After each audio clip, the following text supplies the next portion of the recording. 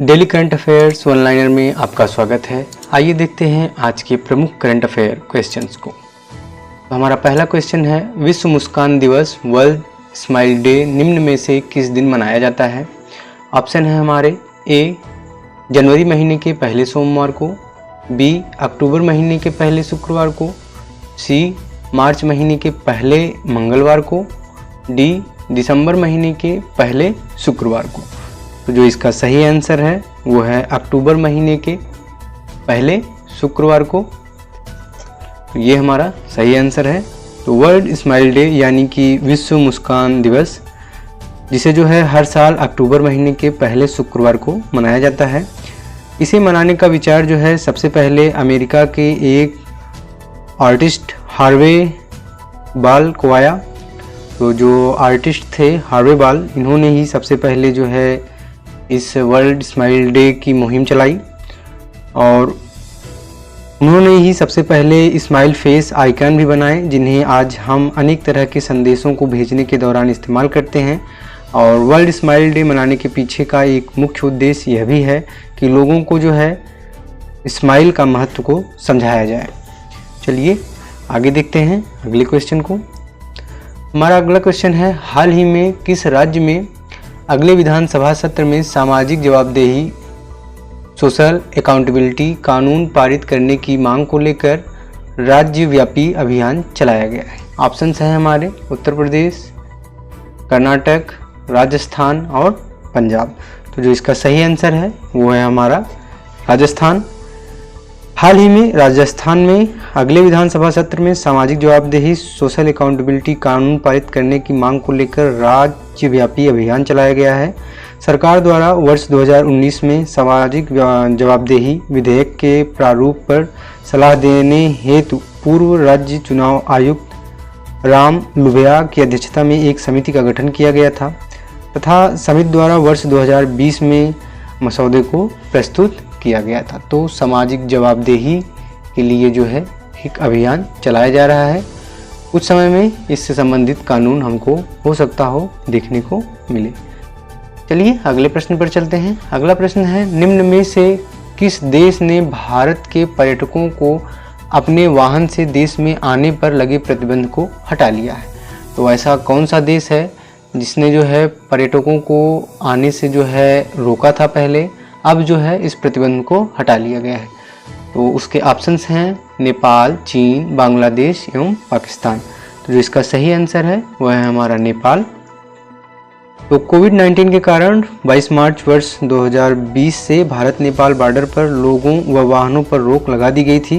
नेपाल सरकार ने स्थिति को सामान्य देखते हुए पहले तो पर्यटकों के लिए पैदल प्रवेश की अनुमति दी और अब जो है भारतीय प्राइवेट वाहनों व मोटरसाइकिल को कोविड बचाव के प्रमाण पत्र दिखाने के बाद पूर्व की तरह जो है वो वाहन को जैसे पर्यटक के रूप में इस्तेमाल करते थे, अब उनको जो है अनुमति प्रवेश की प्रदान कर दी गई है। चलिए आगे देखते हैं अगले प्रश्न की तरफ।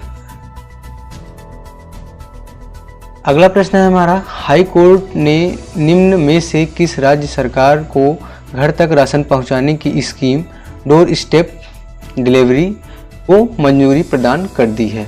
तो अब जो है कौन सा ऐसा राज्य है जहां पर राशन जो है घर पर पहुंचाया जाएगा? ऑप्शंस हैं पंजाब सरकार, तमिलनाडु सरकार, दिल्ली सरकार और बिहार सरकार।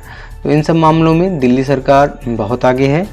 तो दिल्ली में राशन को डोर स्टेप डिलीवरी का जो मामला है उस दिल्ली हाई कोर्ट ने दिल्ली सरकार को लोगों के घरों तक राशन पहुंचाने को मंजूरी दे दी है। और हाई कोर्ट ने कहा कि लेकिन उचित दर को दुकानदारों में राशन की कमी जो है नहीं होनी चाहिए। मतलब अगर दुकानदार के पास जो राशन है वह उचित दर पर हो और उसकी दुकान में राशन की कमी नहीं होनी चाहिए।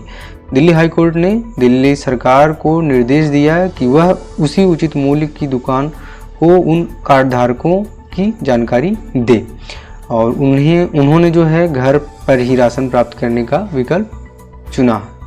मतलब जो व्यक्ति अब दिल्ली में चाहते हैं कि उनका राशन जो है उनके घर तक पहुंच जाए, तो उनके लिए अच्छी खबर है। अब उनका राशन जो है सरकार के माध्यम से डायरेक्ट उनके घर तक पहुंचा दिया जाएगा, जो कि दिल्ली सरकार के माध्यम से। चलिए आगे देखते हैं। आगे है अगला प्रश्न, पेरिस की एक अदालत ने साल 2012 में हुए चुनाव में तय राशि से दोगुना राशि खर्च करने के कारण पूर्व राष्ट्रपति निकोलस सरकोजी को कितने वर्ष के कारावास की सज़ा सुनाई है। तो यह जो है कानून से संबंधित, जो कि चुनाव में तय राशि से अधिक राशि का उपयोग किया गया है। तो जो राष्ट्रपति हैं पेरिस के, उनको निकोलस सरकोजी को जो है, जो पूर्व राष्ट्रपति थे, तो उन्हें जो है कितने वर्ष का कारावास दिया गया है। तो ए 2 वर्ष, बी 3 वर्ष, सी 4 वर्ष और डी 1 वर्ष। तो इसका सही आंसर जो है वो है 1 वर्ष। पेरिस की अदालत ने साल 2012 में हुए चुनाव में तय राशि से दोगुना राशि खर्चा करने के कारण जो पूर्व राष्ट्रपति निकोलस सरकोजी को जो है 1 वर्ष के कारावास की सज़ा सुनाई है। तो फ्रांस के पूर्व राष्ट्रपति निकोलस सरकोजी को जो है 2012 में री इलेक्शन लड़ने के असफल प्रयास के लिए गैर कानूनी जो है फंडिंग का दोषी पाया गया और सरकोजी साल 2007 से साल 2012 तक जो है फ्रांस के राष्ट्रपति भी रह चुके हैं। तो 2007 से और 2012 तक। तो इस प्रकार से पूर्व राष्ट्रपति को भी जेल की सज़ा यहाँ पर दी गई है पेरिस में। चलिए आगे देखते हैं। आगे हमारा प्रश्न है, अखिल भारतीय आयुर्वेद संस्थान AIIA ने कितने साल तक के बच्चों में रोग प्रतिरोधक क्षमता बढ़ाने वाले एक किट को जो है विकसित किया है। तो ऑप्शंस हैं 20 साल और 16 साल, 22 साल और 25 साल। जो इसका सही आंसर है वो है हमारा 16 साल। तो अखिल भारतीय आयुर्वेद संस्थान AIIA ने जो है 16 वर्ष तक के बच्चों में रोग प्रतिरोधक क्षमता को बढ़ाने वाला एक किट विकसित किया है।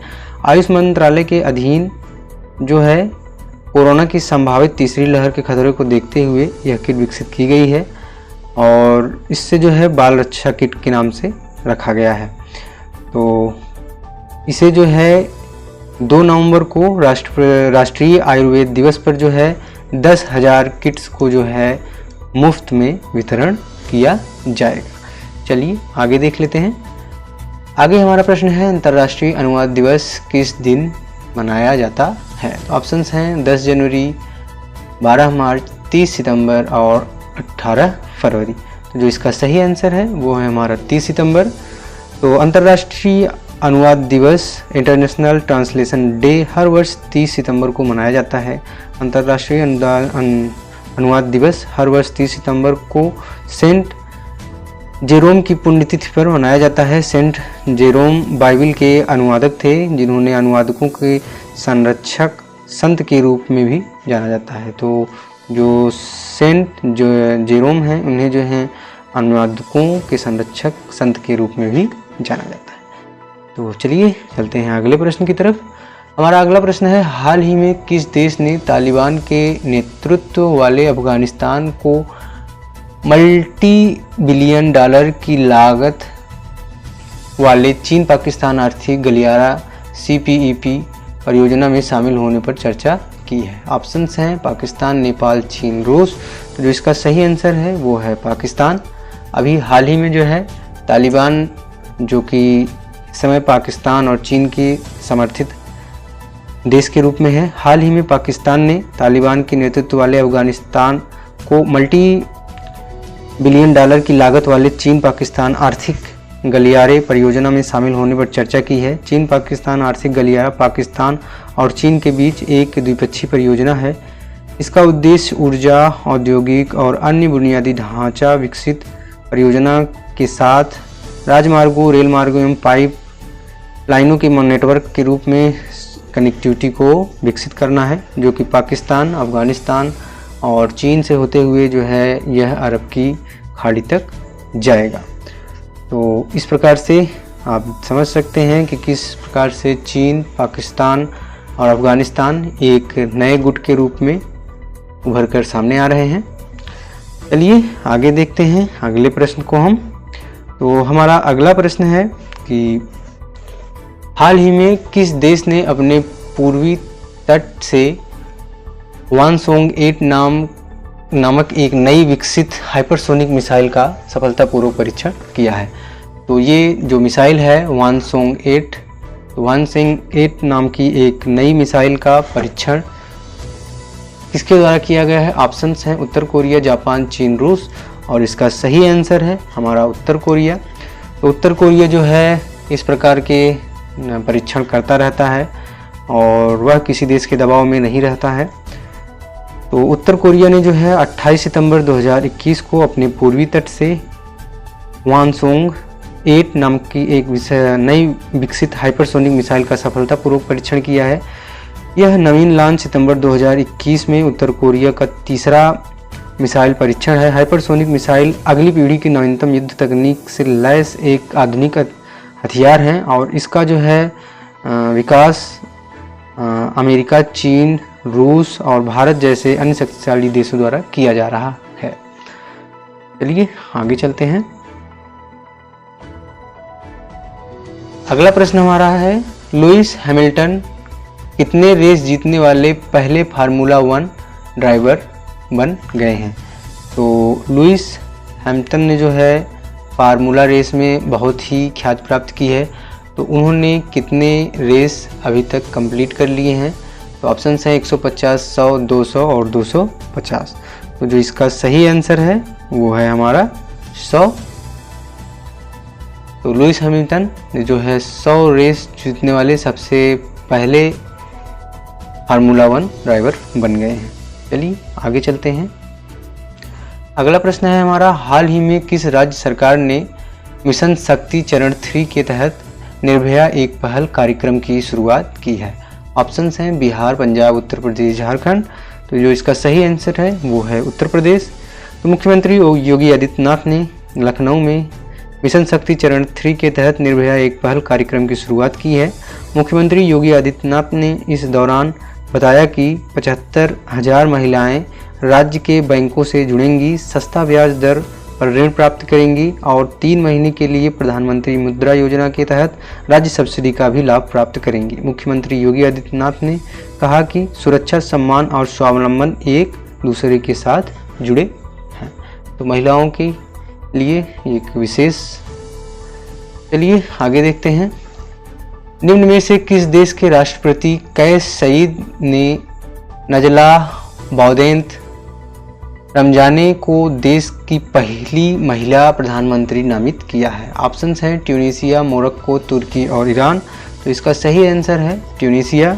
तो ट्यूनीसिया के राष्ट्रपति कैस सईद ने एक प्रतिष्ठित इंजीनियरिंग स्कूल की प्राध्यापक नजला बौदेंत रमजाने को जो है देश की पहली महिला प्रधानमंत्री को नामित किया है।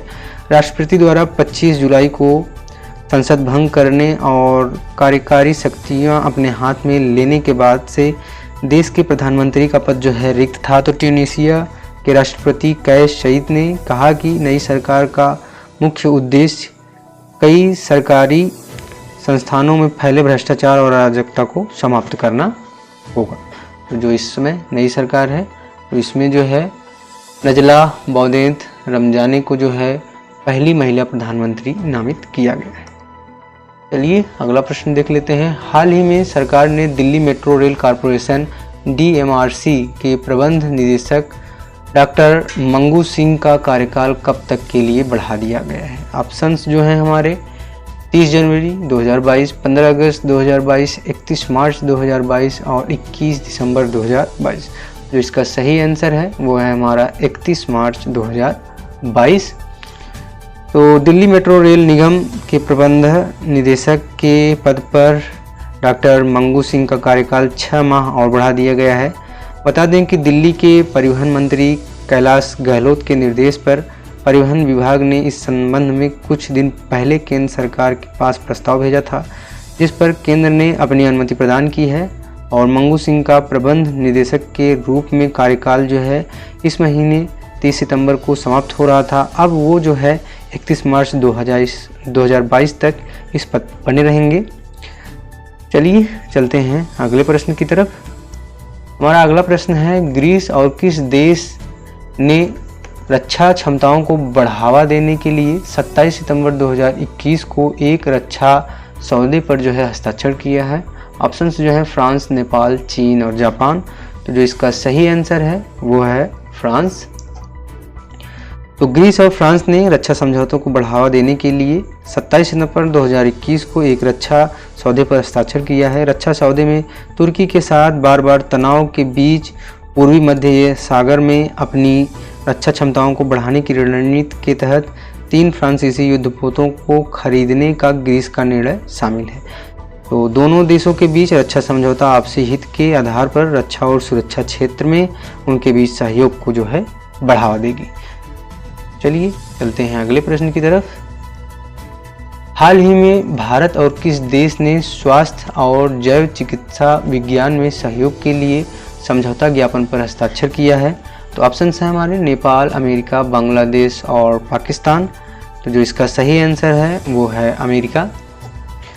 तो केंद्रीय स्वास्थ्य मंत्री और परिवार कल्याण मंत्री मनसुख मंडाविया ने जो है 28 सितंबर 2021 को चौथी भारत अमेरिकी स्वास्थ्य वार्ता के संपन्न सत्र को संबोधित किया। इस सत्र की मेजबानी भारत ने की और इस संबंध के दौरान महामारी विज्ञान अनुसंधान और निगरानी को मजबूत करने, वैक्सीन विकास, जूनोटिक और वेक्टर जनित रोगों, स्वास्थ्य नीतियों और स्वास्थ्य प्रणालियों आदि के संबंध में विशेष चर्चा की, जिससे देश में स्वास्थ्य संबंधी सेवाओं को और अच्छी तरीके से विकसित किया जा सके। तो चलिए चलते हैं अगले प्रश्न की तरफ।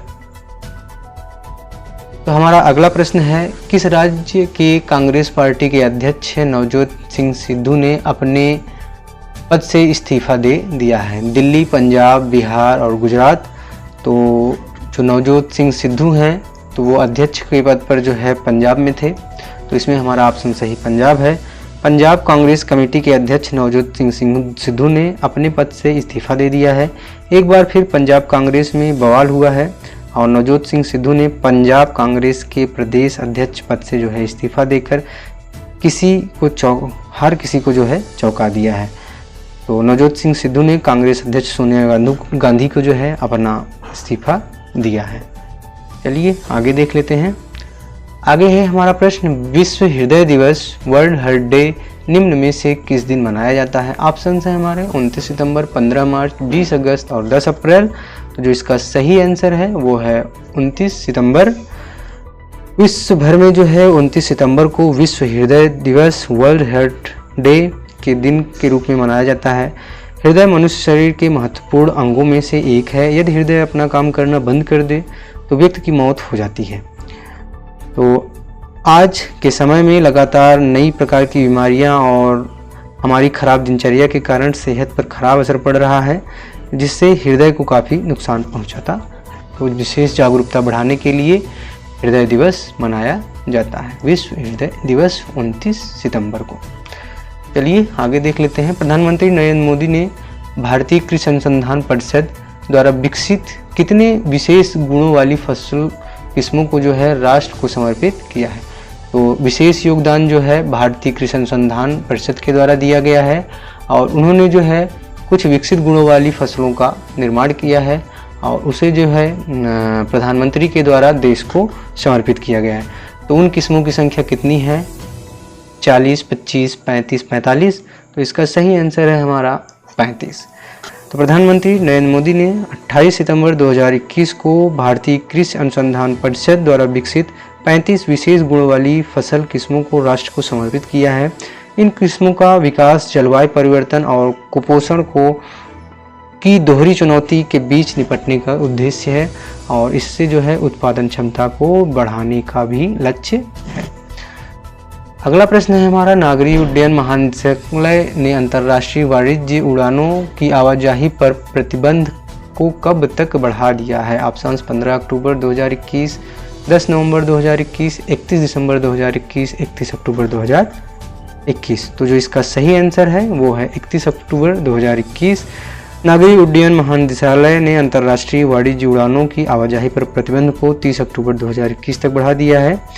DGCA द्वारा जारी आदेश के अनुसार यह प्रतिबंध अंतर्राष्ट्रीय कार्गो परिचालन व DGCA द्वारा अनुमति प्राप्त उड़ानों पर लागू नहीं होगा। इससे पहले इस साल 30 सितंबर तक जो है अंतर्राष्ट्रीय वाणिज्य उड़ानों को निलंबित करने की घोषणा की गई थी। तो ये सब चीज़ें वैश्विक महामारी को देखते हुए। चलिए अब आगे चलते हैं। अगला हमारा प्रश्न है कि दिल्ली प्रदूषण नियंत्रण समिति ने राष्ट्रीय राजधानी क्षेत्र में कब तक के लिए पटाखों की बिक्री एवं आतिशबाजी पर पूर्ण प्रतिबंध लगा दिया है? तो इसके ऑप्शंस हैं 1 जनवरी 2022, 31 जनवरी 2022 तक, 1 मार्च 2022 तक, 1 सितंबर 2022 तक।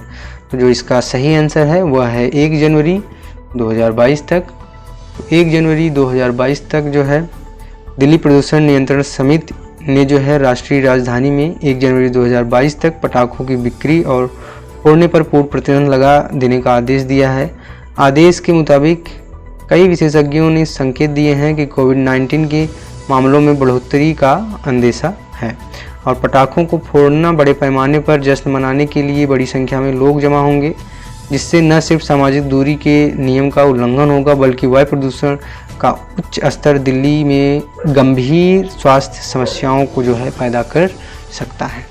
चलिए आगे चलते हैं अगले प्रश्न की तरफ। इंग्लैंड की विश्व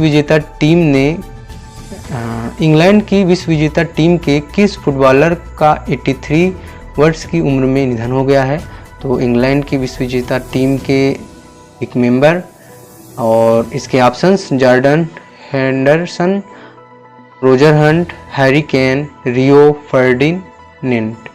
तो रियो फर्डिनेंड, तो जो इसका सही आंसर है रोजर हंट। तो रोजर हंट जो है इनका हाल ही में अभी निधन हुआ है।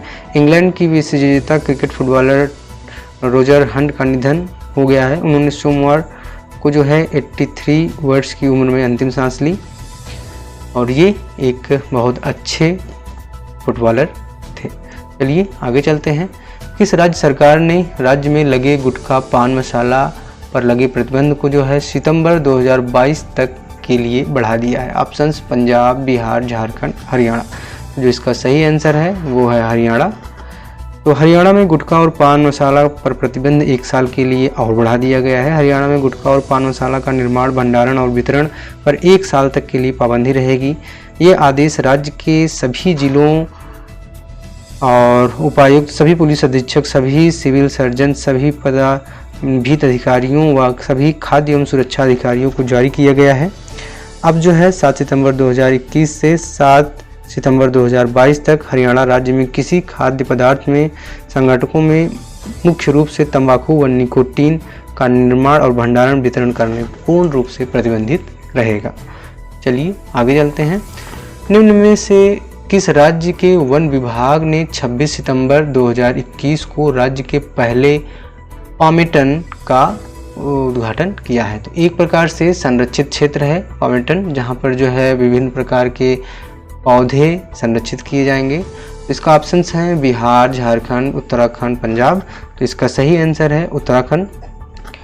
तो उत्तराखंड विभाग ने 26 सितंबर 2021 को राज्य के पहले पामेटन का उद्घाटन किया। इसे नैनीताल जिले के हल्द्वानी क्षेत्र में विकसित किया गया है। यह पामेटन उत्तर भारत में सबसे बड़ा, जिसमें पाम की जो है मतलब ताड़ की 110 प्रजातियां शामिल हैं। यह जो है क्षेत्र 3 एकड़ के क्षेत्र में जो है स्थापित किया गया है। तो ये विशेष रूप से पाम जो कि ताड़ के पौधे होते हैं उन्हें संरक्षित करने के लिए विशेष पामेटम की स्थापना की गई है वन विभाग के द्वारा। तो ये रहा हमारा आज का करंट अफेयर वीडियो। आशा करते हैं आपको वीडियो अच्छा लगा होगा। Thank you for full watching video. तो चैनल को प्लीज़ लाइक करें, शेयर करें और सब्सक्राइब करें, और इसी प्रकार से आगे भी करंट अफेयर्स के इम्पोर्टेंट क्वेश्चंस पाते रहें। मिलते हैं आपसे नेक्स्ट वीडियो में, तब तक के लिए गुड बाय।